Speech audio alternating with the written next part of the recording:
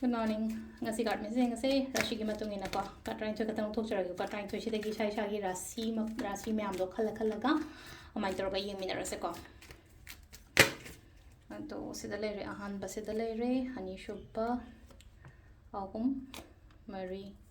manga taruk taret nipan mapan tara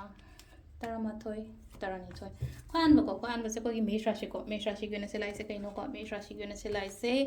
confidence la yo aduga le na thabak to matam yam na riniti niyom chumna discipline le na thabak to ko mai pa kani ko aduga brisha gi na selai se pachanu sha ki ka le na ko hadi dum poset ya sa set phaba khotpa mai tar oil economic sa hona ga da ba numit oina oire mathun rashi gi na ko aduga se shisu again hona ba oina lai ko hadi hard work nga to oina lai ko hard work yam tawro Mithun Rashi shu Karkat Rashi shu ko silai se wangang ro nang aning mapam do tawro sidana singa rashi goina aduga sesina haitar ko nuai ta khota ba khalaga leira no sil leina ko ari yengo directions ato to pa kai kino khara leina ko aduga sina tula gina hari hope thamo positive yam oyo ko phabo ogani ko patience leiba mayam darkar roi sing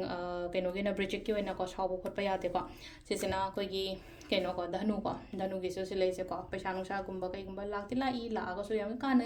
khanjan gano sum si matang sida adi khara su leina ko adi dum ai gi tobon thok dum tho adi sida leina ko ai bisha yam la i lakti kaina kem khan gano ba material da ngau da ba haina harsen ko aduga sina